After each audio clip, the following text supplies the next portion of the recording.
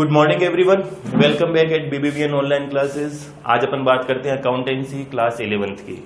In previous class पिछली क्लासों में अपन ने कुछ नॉर्मल ट्रांजैक्शंस की जर्नल एंट्री करी थी और उसके अपन ने क्वेश्चंस भी सोल्व किए थे और मैंने ये एक्सपेक्ट करी है कि आप लोगों ने उसकी प्रैक्टिस भी करी होगी घर पर और क्वेश्चंस को सोल्व करने की कोशिश भी करी होगी। आज अपन बात करते हैं कुछ स्पेशल अकाउंटिंग टर्म्स के अकाउंटिंग ट्रीटमेंट की। तो सबसे पहले अपन बात करते हैं डिस्काउंट की। डिस्काउंट और रिबेट। देखिए नॉर्मल वर्ड में दोनों चीजें एक ही है कि भाई डिस्काउंट का मतलब भी छूट होता है, रिबेट का मतलब भी छूट होता है। लेकिन अगर अकाउंटिंग पर्पज से बात करें तो डिस्काउंट के लिए मैं ये कह सकता हूं कि discount is an allowances. Discount क्या है? Discount is an allowances given by the seller of goods to the buyer of goods. क्या बताया? Discount is an allowances given by the seller of goods to the buyer of goods. और discount अपने को जब seller of goods buyer को देता है तो वो अपने सेल्स को प्रमोट करने के लिए, सेल्स को इंक्रीज करने के पर्पज से डिस्काउंट दिया जाता है। Discount is an allowances given by the seller of goods to the buyer of goods. किसको दिया जाता है? बायर ऑफ गुड्स को। रिबेट की अगर बात करें और डिस्काउंट की अपन बात करें तो डिस्काउंट क्या करता है? Reduction of value of goods. Goods की वैल्यू को रिडक्शन करता है, कम करता है। As well as rebate. Rebate is also reduction of value of goods, but rebate is allowed by the seller of goods to the buyer of goods other than discount. Discount के अलावा for example rebate is given by seller of goods to the buyer of goods due to the poor quality of goods or goods as per not satisfaction दिया है ना। other than discount rebate क्या है? rebate is also an allowances given by the seller of goods to the buyer of goods other than discount। discount के अलावा दिया जाता है। रीजन अपन ने बताया कि rebate is allowances given by the seller to the buyer other than discount. For example due to the poor quality of goods, और अपन ने कहा कि goods not as per the satisfaction के अकॉर्डिंग गुड्स नहीं है तो वहां पर उसको रिबेट दी जाती है। अब बात करते हैं अपन अपनी डिस्काउंट की। तो डिस्काउंट को जब अपन बात करते हैं तो डिस्काउंट के अपन नॉर्मली दो टाइप्स की बात करते हैं। सबसे पहले बात करते हैं ट्रेड डिस्काउंट की, दूसरा आ जाता है अपना कैश डिस्काउंट। डिस्काउंट की अपन ने बात करी, discount is an allowances given by the seller to the buyer. अब बात करेंगे ट्रेड डिस्काउंट। तो ट्रेड डिस्काउंट क्या होता है? ट्रेड डिस्काउंट सेम चीज है, मीनिंग तो वही है कि discount is an allowances given by the seller to the buyer. और अब अपन यहां पर ये ट्रेड डिस्काउंट की बात करते हैं तो जो डिस्काउंट सेलर ने बायर को दिया for purchase of bulk quantity, goods in bulk quantity. Discount and allowances given by the seller to the buyer for purchase of goods in bulk quantity and for the purpose of resale. Resale करने के purpose से और bulk quantity में, इन large quantity में अगर buyer goods purchase करता है तो सेलर उसको ट्रेड डिस्काउंट देता है। Trade discount is given out of selling price, invoice price. किसमें से दिया जाता है? Trade discount is given out of selling price और इनवॉइस प्राइस। एक ही बात है दोनों, सेलिंग प्राइस और इनवॉइस प्राइस, या अपन कहते हैं कैटलॉग प्राइस। ठीक है। क्या बताया अपन ने ट्रेड डिस्काउंट का? कि trade discount is given by seller to the buyer for purchase of goods in large quantity और for the purpose of resale. Resale करने के पर्पज से, और अगर बल्क क्वांटिटी में, लार्ज क्वांटिटी में बायर गुड्स खरीदता है तो सेलर उसको ट्रेड डिस्काउंट दिया जाता है। ट्रेड डिस्काउंट, अब इंपॉर्टेंट चीज है, trade discount is not recorded in the books of account. Trade discount accounts की बुक्स में रिकॉर्ड नहीं किया जाता है। देखिए एक एग्जांपल के थ्रू बात करें, मैं एक चीज कहता हूं कि यहां पर दो पर्सन है, एक है मोहन, दूसरा है सोहन। एक है मोहन, दूसरा है सोहन। मोहन जो है वो है सेलर और ये है बायर। सोहन जो है बायर। मोहन ने सोहन को 10,000 रुपीज की सेलिंग प्राइस का, कितने का? 10,000 रुपीज की सेलिंग प्राइस का गुड्स सोल्ड किया। 10,000 रुपीज की सेलिंग प्राइस का मोहन ने सोहन को गुड्स सोल्ड किया। तो मोहन सेलर है और सोहन क्या है, बायर है।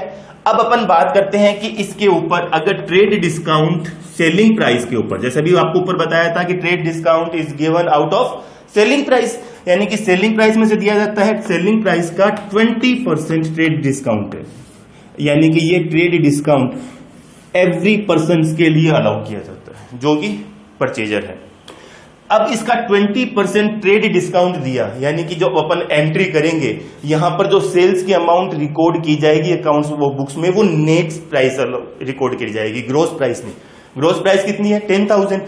लेकिन जब अपन अकाउंट्स के अंदर इसकी एंट्री करेंगे तब क्या करेंगे, नेट प्राइस के हिसाब से करेंगे, यानी कि after deduction of trade discount journal entry will be recorded in the books of accounts. क्या एंट्री करते हैं, पहले गुड्स को सेल करने की एंट्री करेंगे, यानी कि 10,000 का 20%, मैं यहां पर ये कहता हूं कि 10,000 का 20% कितना होता है, 2,000। इसमें से माइनस करने के बाद में जो वैल्यू आएगी 8,000 की, यही एंट्री होनी, यही आनी चाहिए वैल्यू। तो अब जब मोहन बुक्स में एंट्री करेगा तो वो कितने रुपए से करेगा, वो एंट्री करेगा सोहन्स अकाउंट डेबिट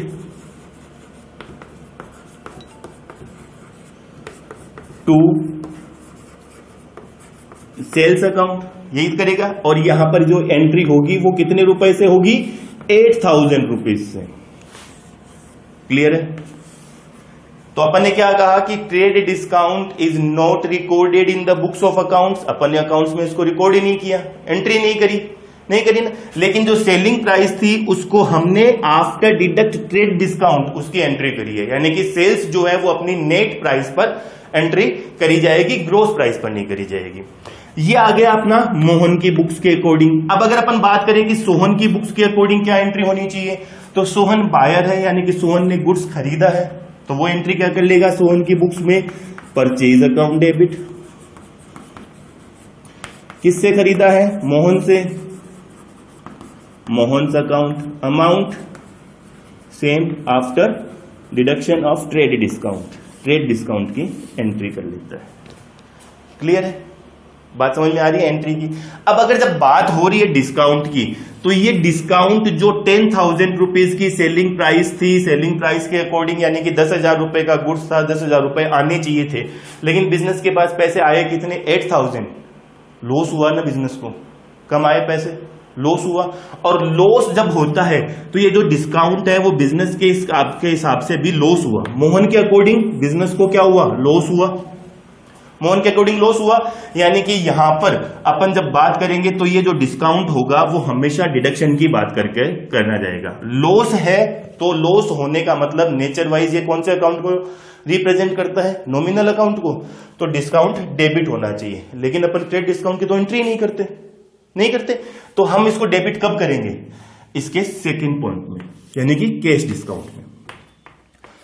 अब बात आ जाती है कि कैश डिस्काउंट क्या होता है। तो कैश डिस्काउंट सेम चीज है, discount allowed by seller to the consumer और to the retailer for promotion और इनकरेज ऑफ कैश पेमेंट और early payment, for encourage cash payment और early payment within the specific time. एक specific time के अंदर payment कर देना या कैश पेमेंट कर देने के प्रमोशन के लिए, कैश सेल्स को या कैश परचेज को या कैश पेमेंट को प्रमोट करने के लिए सेलर जो डिस्काउंट अलाउड किया जाता है उसको कैश डिस्काउंट कहते हैं। ठीक है, क्लियर है। Cash discount is calculated after the deduction of trade discount.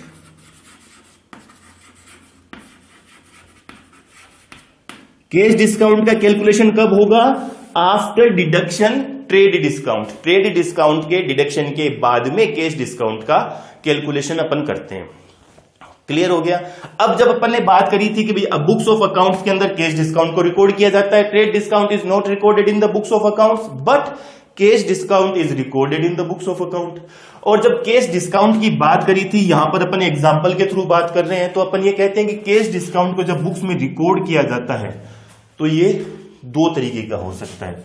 एक हो सकता है डिस्काउंट रिसीव्ड, दूसरा डिस्काउंट अलाउड। डिस्काउंट रिसीव्ड और डिस्काउंट अलाउड। मैंने आपको अभी थोड़ी देर पहले कहा था कि डिस्काउंट जो है वो अपना नेचर वाइज नॉमिनल अकाउंट है, क्योंकि बिजनेस को लॉस होता है, नेचर वाइज नॉमिनल अकाउंट है। और नॉमिनल अकाउंट का रूल अपना कहता है debit all expenses and losses, credit all income and gains. अब देखो अपन इसी एग्जांपल को कहते हैं कैश डिस्काउंट की जब बात करी जाती है, तो इन पॉइंट ऑफ व्यू, मोहन के पॉइंट ऑफ व्यू से बात करें, मोहन बिजनेस के पॉइंट ऑफ व्यू से बात करें, तो बिजनेस को यहां पर 2000 रुपए का लॉस हुआ ना। 10,000 रुपए का गुड्स कितने रुपए में सेल किया? 8,000 में। 2,000 रुपए का लॉस हुआ, और लॉस हमेशा क्या होता है? डेबिट होता है। इसका मतलब क्या हुआ कि मोहन ने सोहन को डिस्काउंट अलाउड किया है, उसको डिस्काउंट दिया है। अलाउ मतलब देना, रिसीव मतलब लेना। मोहन ने सोहन को डिस्काउंट अलाउ किया है, तो सोहन ने डिस्काउंट रिसीव किया होगा ना। तो मोहन के पॉइंट ऑफ व्यू से ये डिस्काउंट अलाउड है, यानी कि लॉस है। डिस्काउंट अलाउड डेबिट होता है हमेशा। क्यों होता है? अभी बता दिया। नेचर वाइज कौन सा अकाउंट बन गया? नॉमिनल। और नॉमिनल अकाउंट का रूल क्या होता है अपना? Debit all expenses and losses, यानी कि ये लॉस है, लॉस को इंडिकेट कर रहा है, तो लॉस को अपन डेबिट करेंगे। बात करें सोहन के पॉइंट ऑफ व्यू से, तो सोहन के पॉइंट ऑफ व्यू से ये क्या हो गया? 10,000 का गुड्स उसने कितने रुपए में परचेज किया था? 8,000 रुपीज में। 8,000 में किया था, तो यहां पर ही जो 8,000 रुपीज में परचेज किया है, जो 2,000 रुपए का उसको फायदा हुआ, गेन हुआ, गेन डिस्काउंट रिसीव्ड को इंडिकेट करेगा, और गेन हमेशा क्रेडिट होता है। क्लियर है? तो अब अपन एक बात कर लेते हैं कि डिस्काउंट अलाउड हमेशा सेल्स के साथ चलेगा। किसके साथ चलेगा? सेल्स के साथ। और डिस्काउंट रिसीव्ड हमेशा परचेज के साथ चलेगा।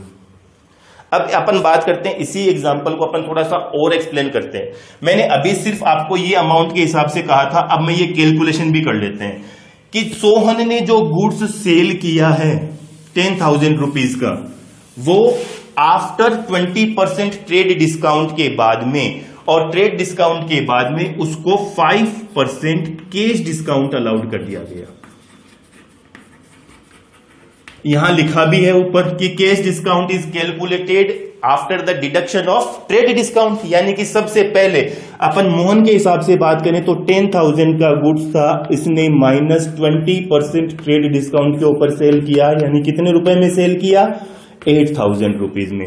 किसको? सोहन को। जब ये सोहन को सेल कर रहा है तो ये क्रेडिट सेल्स है, क्रेडिट सेल्स ही है। अब ये क्रेडिट सेल्स है, यानी कि सोहन ने इमीडिएट पेमेंट तो नहीं किया होगा, तो सोहन को एक स्पेसिफिक टाइम पीरियड के लिए कहा जाता है कि अगर with in 10 days, 20 days, 15 days और 30 डेज के अंदर अगर ये पेमेंट कर देता है सोहन मोहन को, तो उसको इसका और 5% कैश डिस्काउंट अलाउड कर दिया जाएगा।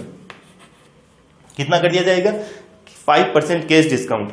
और यही चीज का मैंने बताया था, cash discount is given for the promotion और encourage for cash payment within a specific time period, कि एक स्पेसिफिक टाइम पीरियड में कैश का पेमेंट करने के, कैश पेमेंट को इनकरेज करने के लिए और प्रमोट करने के लिए ही कैश डिस्काउंट अलाउड किया जाता है। अब ये जो डिस्काउंट दिया गया, ये किसके लिए दिया गया? कैश पेमेंट के लिए, यानी कि 8,000 का अपने को 5% और कैलकुलेट करना है। अब 8,000 का 5% कितना हो जाता है? 40 रुपीज, यानी कि ये 40 रुपीज और कम मिलेगा मोहन को। जो 8,000 रुपीज रिसीव होने थे मोहन को सोहन से, अब कितने होंगे? 8,000 माइनस 40, तो 7,960 रुपीज का पेमेंट होगा। अब अगर जर्नल एंट्री की बात करें,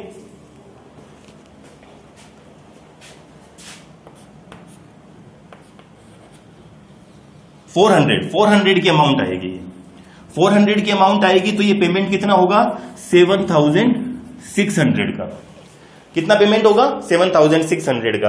अब अगर अपन जर्नल एंट्रीज की बात करें, इसकी जर्नल एंट्रीज की क्या होगा, तो अपन क्या कर रहे हैं? इन the books of Mohan, Mohan की बुक्स में अगर जर्नल एंट्री कर रहे हैं, इन the books of Mohan, Mohan के पॉइंट ऑफ व्यू से अगर बात करें तो मोहन के पॉइंट ऑफ व्यू से मोहन सबसे पहली एंट्री क्या करेगा, गुड्स को सेल करने की करेगा। तो गुड्स को सेल करने की एंट्री क्या करेगा, Sohan's account debit to sales account. Net value से, नेट वैल्यू कितनी है 8,000 रुपीज से। डेट ऑफ सेल्स, जिस डेट को इसने गुड्स सेल किया है उस डेट को ये एंट्री कर देगा मोहन अपनी बुक्स में।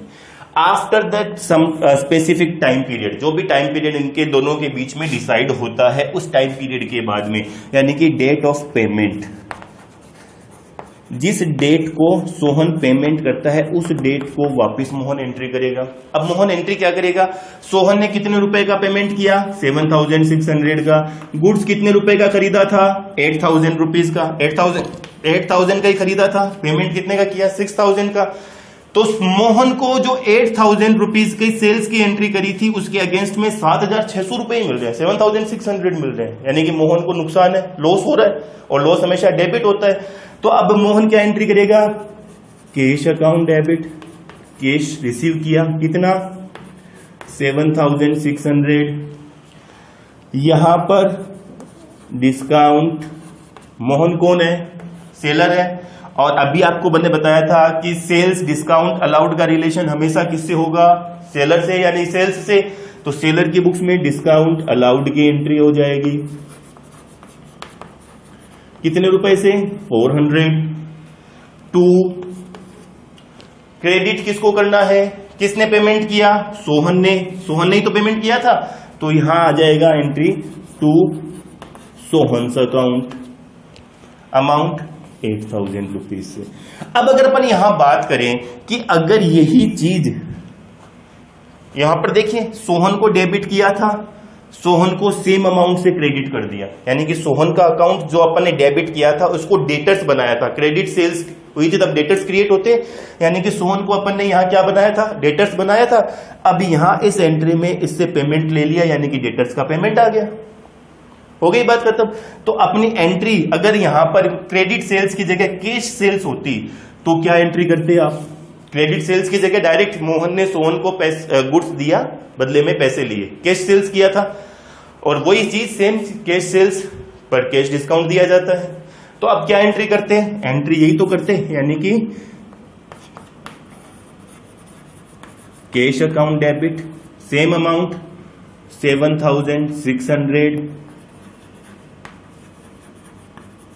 Discount allowed account debit 400 to sales account 8,000।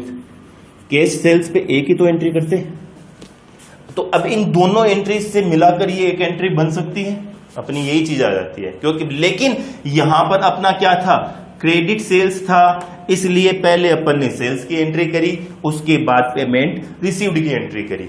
देखिए सोहन का अकाउंट 8,000 रुपीज से डेबिट था, सोहन का अकाउंट 8,000 रुपीज से क्रेडिट हो गया, यानी कि सोहन का अकाउंट तो नील हो गया।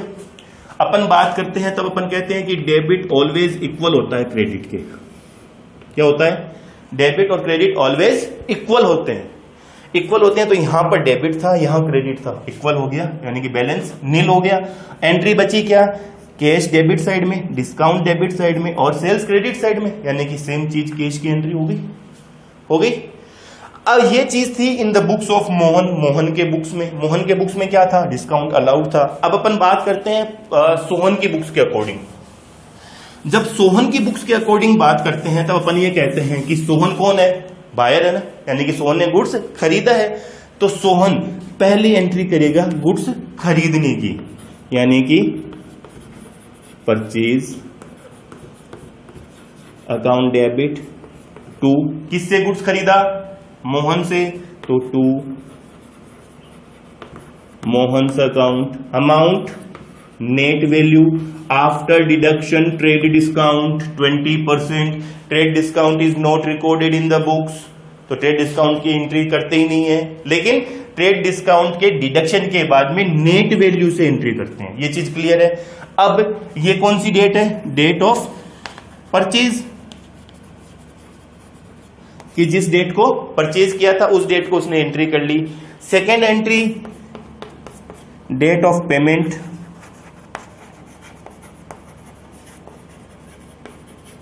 कि जिस डेट को पेमेंट करना है उस डेट की एंट्री करते हैं। तब डेट ऑफ पेमेंट को सोहन अपनी बुक्स में क्या एंट्री करेगा, सोहन क्या करेगा, मोहन्स अकाउंट डेबिट 8,000 रुपीज से टू कैश अकाउंट। अब वही 8,000 का 5% 400 होता है, यानी कि 7,600 और टू डिस्काउंट रिसीव्ड अकाउंट 400। तो ये जो डिस्काउंट रिसीव्ड है ये सोहन के लिए तो है गेन और मोहन के लिए है लॉस। है वही चीज। अकाउंट क्या है, नेचर वाइज नॉमिनल है। नॉमिनल अकाउंट का रूल क्या कहता है अपना, debit all expenses and losses, credit all income and gain. Mohan के लिए ये लॉस था, उस टाइम पर डेबिट हो गया था। सोहन के लिए ये क्या चीज है, गेन है, क्रेडिट हो गया। अलग दोनों की बुक्स की अलग अलग अपन ने बात कर ली। मोहन की बुक्स में डेबिट था तो सोहन की बुक्स में ये क्या हो गया, डिस्काउंट रिसीव्ड और क्रेडिट हो गया।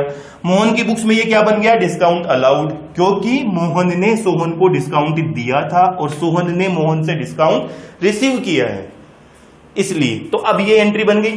सेम चीज अगर सोहन कैश परचेज करता तब क्या एंट्री करता, Sohan purchase account debit, purchase account debit करता कितने रुपए से, 8,000 रुपीज की, टू कैश अकाउंट, पैसा कितना दिया, 7,600, 7,600 ही दिया। गुड्स कितने का परचेज किया, 8,000 रुपीज का। पेमेंट कितना किया, 7,600। तो जो डिफरेंस है वो क्या हो गया, डिस्काउंट रिसीव्ड 400।